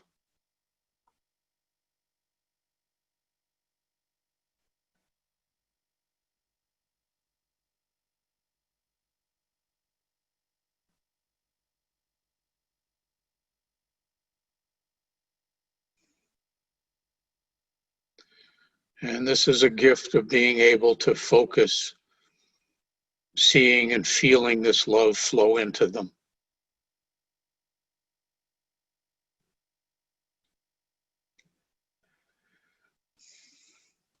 And again, keep breathing into whoever you have before you as you feel and see the infinite love flowing in.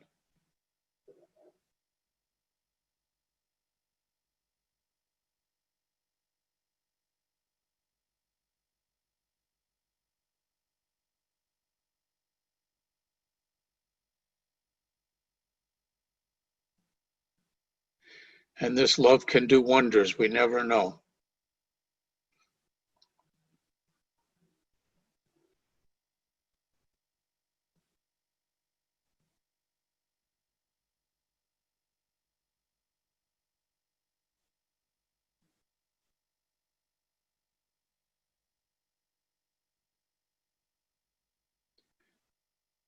And just notice if you see or feel anything else in whoever you're sharing the love with or in yourself as you do this.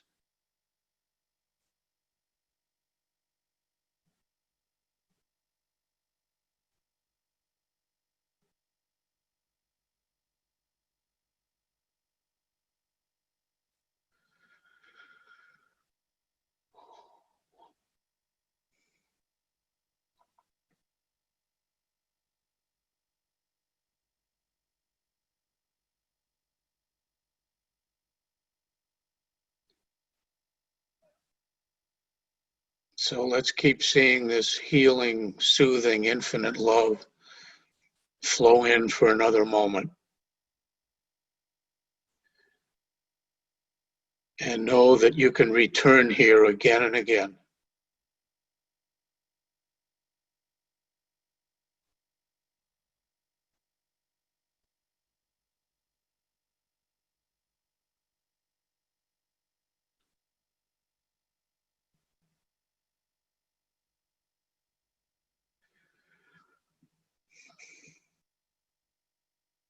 And now let's give thanks to Baba for this time, this opportunity to focus this love with our imagination and our feeling from the heart. And gently bring your awareness back to your own heart and heart space.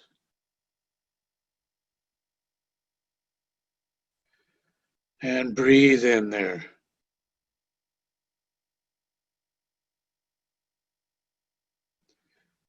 And notice what you might feel and see.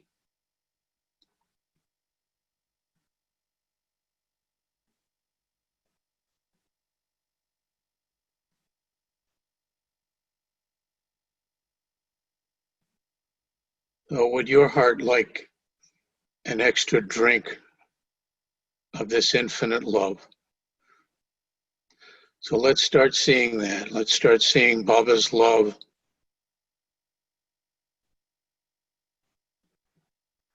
gently and kindly flowing into our own hearts and heart space.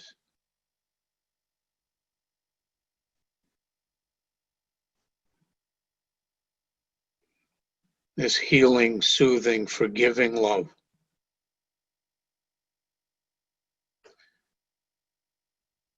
There's no end to it. We can never use it up.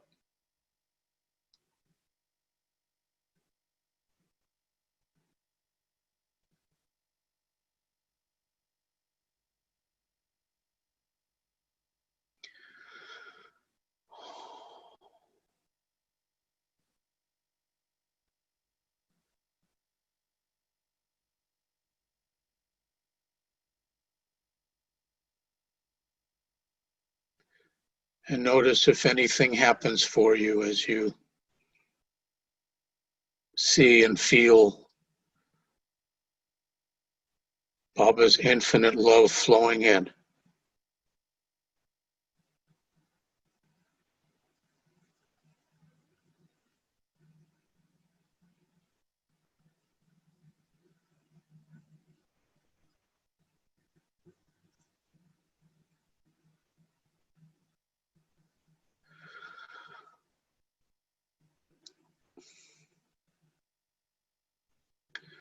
And keep breathing in with this love for another moment.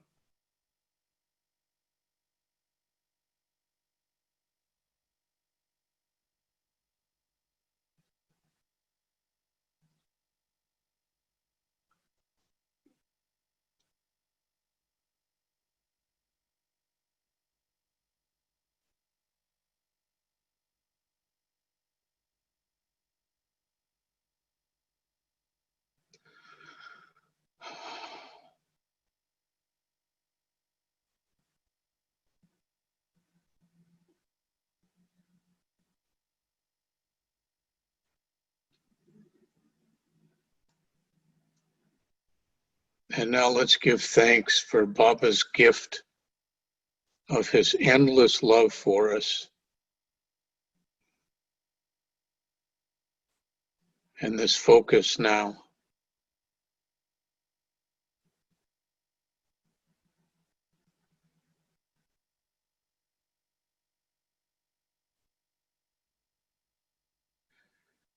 And again, know you can return here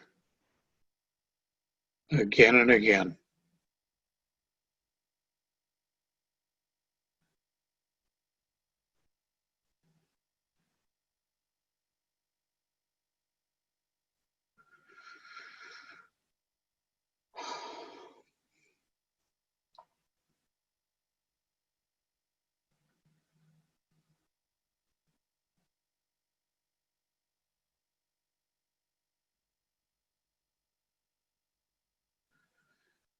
And gently start to bring your awareness back to your surroundings.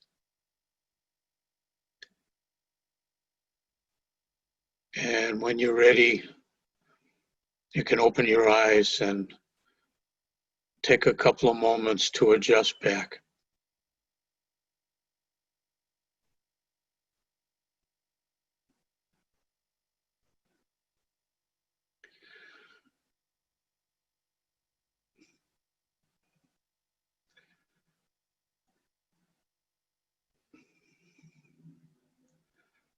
So we usually gently welcome people back and see if anybody would like to share anything that they experienced. Okay, Stuart, I'll unmute everybody. Everybody's unmuted. Okay. I used to meditate all the time with the TM experience, and this kind of brought me back to that a little bit. So that was kind of nice. Just dipping into that level. Nice. Glad to hear it.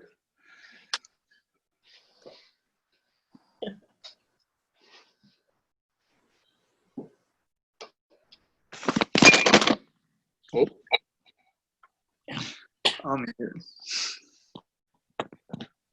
Peter, did you fall over? It was the phone, the phone. I was wondering too. Yeah. Oh God. I want a new prop. I'm not sure what else to do. It's all right. Wow. So mellow, Stu. Very mellow place. Oh, good. And what's nice too is if there is a particular person that you feel, some disharmony with, it gives you a very specialized way of just flooding that person out.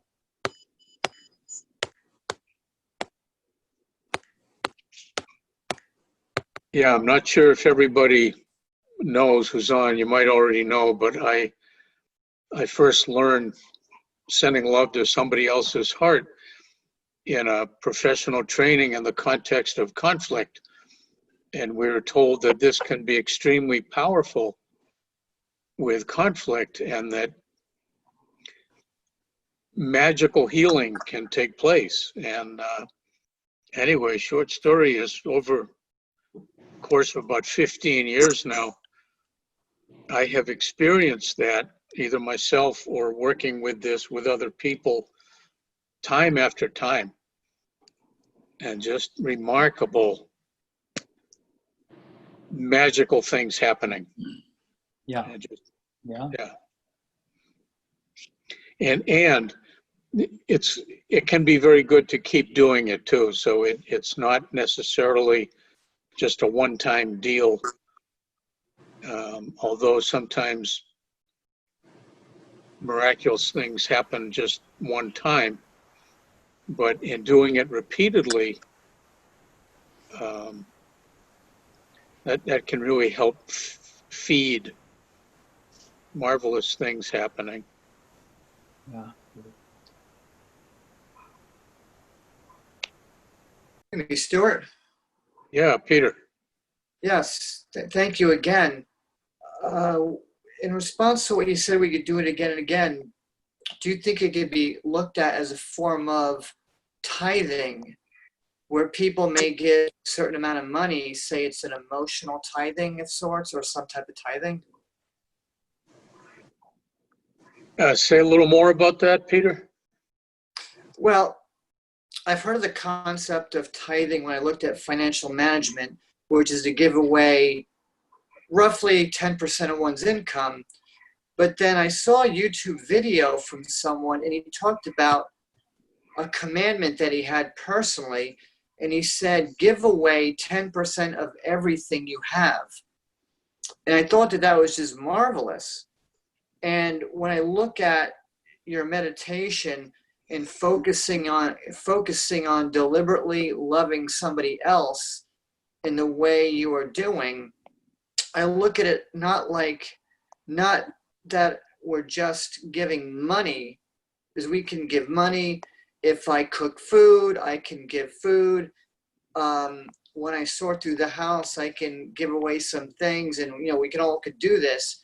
But I thought one way to give, when you talk about doing this regularly, do you think it could be used as a daily routine to bring love to somebody? And even if you don't have a conflict with somebody, whomever you want to enrich a relationship with, as in make it a daily routine, I would say.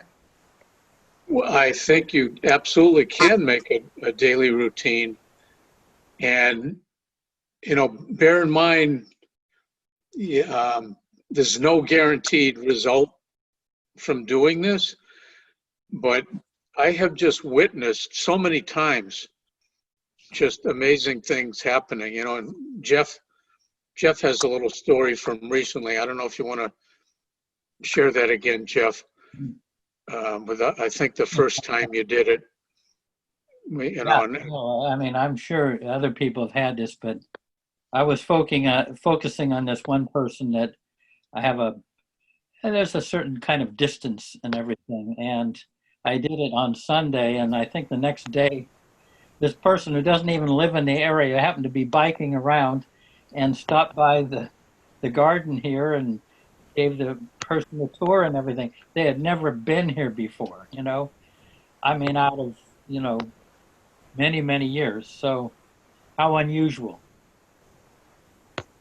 And a very natural way to get together. You know, nothing, no issues or anything. Yeah. Yeah. Yeah, and Peter, that's a really interesting take on it, you know, in terms of the idea of tithing. But it's giving something, you know, I see it's in a sense focusing something it's beyond us, it's in us and beyond us. It's the divine infinite love. And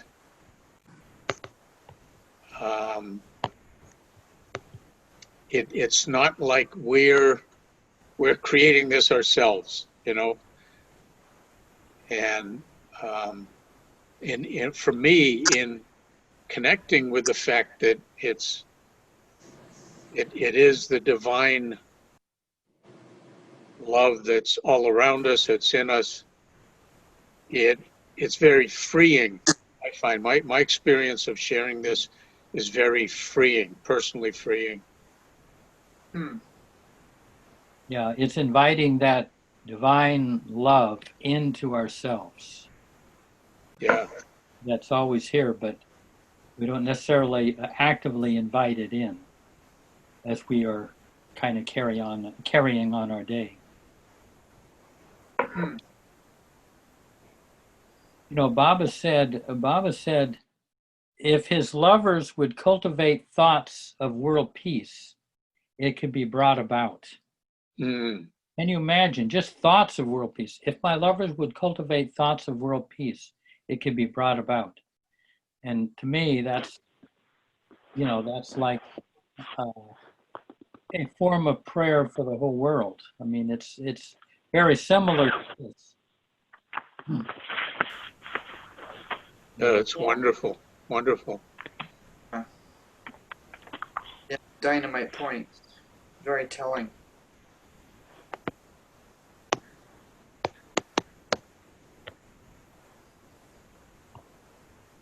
This isn't world peace, but every now and then I think, you know, Baba, it would be so nice if everybody in the whole world was happy, even at the same time, even just for a second. Yeah. Nice.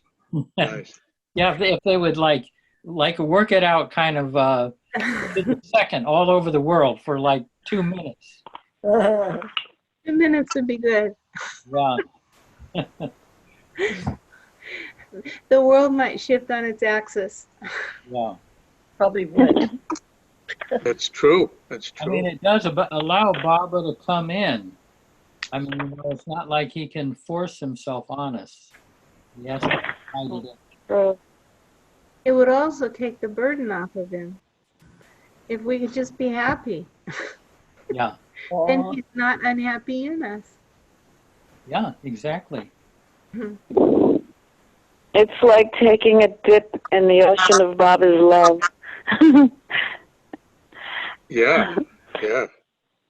Dip in the ocean of love, and then his grace appears, and so whatever that is, it feels like the self-effacement and the shift of the paradigm happens. Do you think so? I feel that. Yeah. Back into the heart with Bob. Well, you know that. Not in there. No thinking, in other words, just being with Baba in the heart. Thank you. Yeah. Yeah, thank you. Well, it's why I thought of this being a daily routine, some practice being a daily routine to enable that shift to happen. And you know, when the comments made about we're not what is it? We're not source, but we are vessels. I see it as still being a choice. We can either choose to be the vessel or choose to be less of I'm just thinking that we're always a vessel of something, but it is a conscious choice to be a vessel of a higher vibration. And I think that the more it's practiced, the more the vibration, our own personal vibration would get elevated. It's why with me, when I'm like low, most days I deliberately try to discipline myself to do something of this kind to get myself out of it, to say, choose to do something proactive to elevate. Yeah. Yeah. Very good. That's good. Yeah, and I think what you're saying is really in line with what Darwin is saying in the book, Peter. You know, we can choose to let go and, you know, focus on a higher vibration there and focus on Baba. I just wish the key would be turned a little quicker or a little bit more drastically or something. It's like the feeling is the phrase stuck on stupid comes to my mind every so often. So I mean, with a little bit of humor. It came from a financial advisor. Yeah, stuck on stupid. It's like, come on, turnkey. That's funny. That's funny.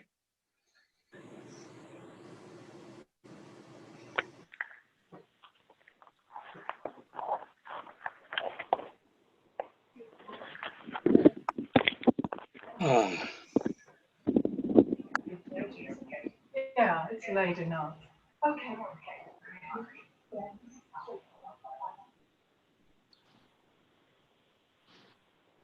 How long have you been doing the meditation for, Stuart?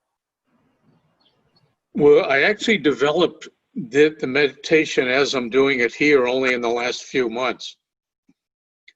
But I learned in a pretty simple way, just sending love to someone else's heart about 15 years ago.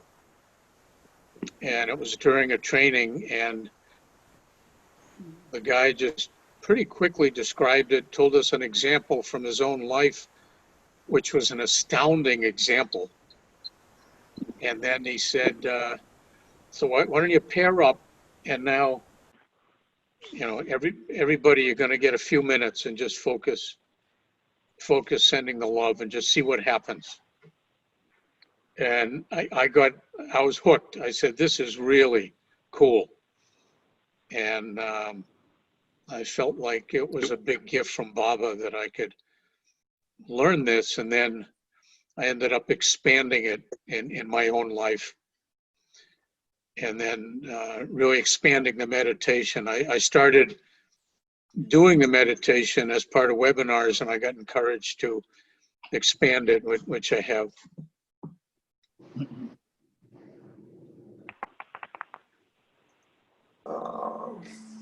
You know, I'm really wrestling. Oh, were you complete, Stuart? Yeah.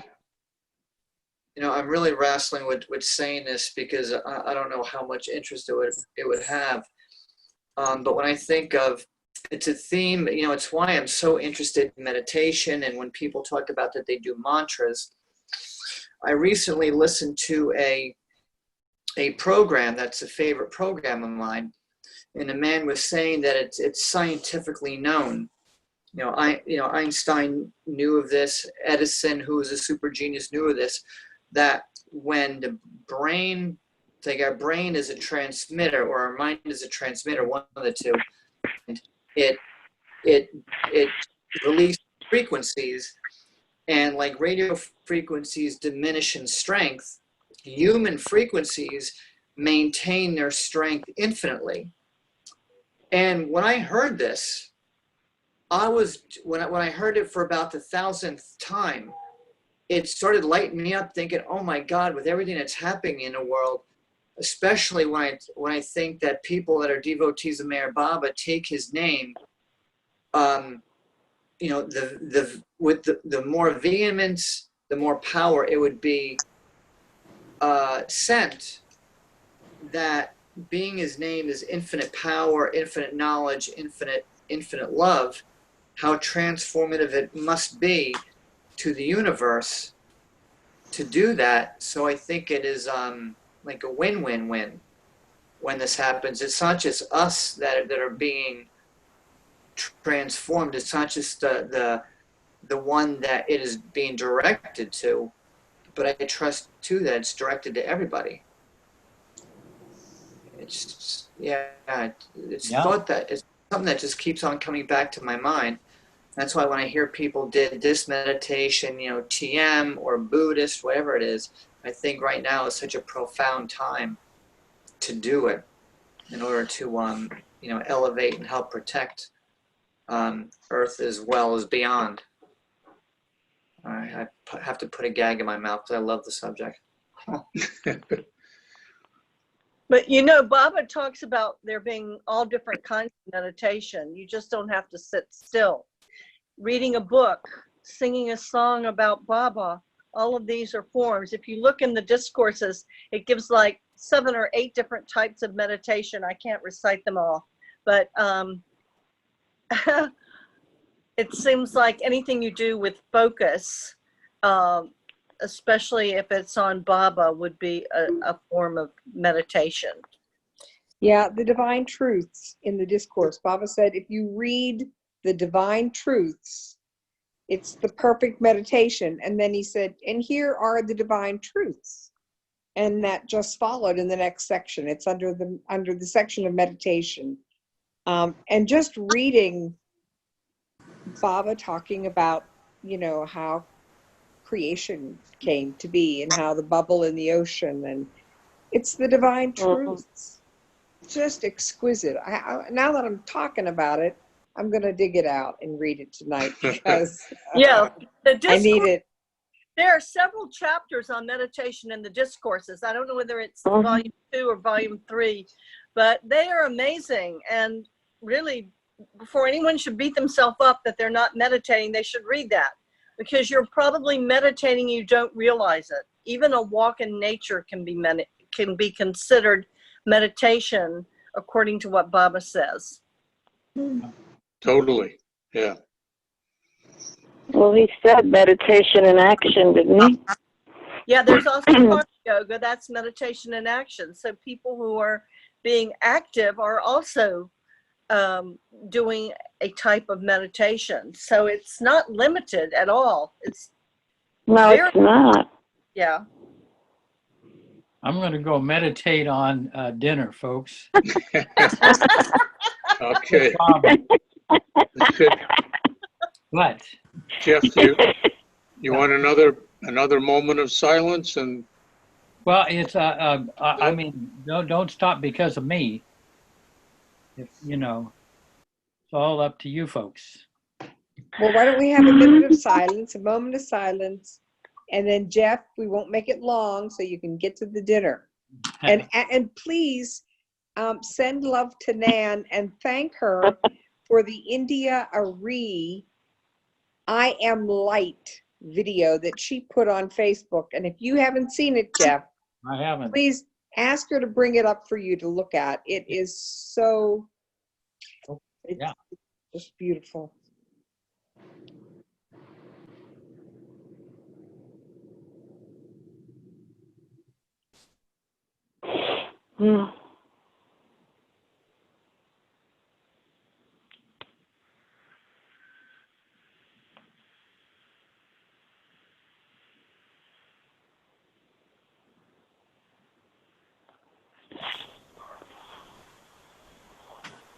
Jai Baba. Hey, Baba. Jai Bye, Baba. everybody. Thank you, Sue, as always, Jeff. Yeah. Have a great week. Jeff. Bye. Thank you, everybody.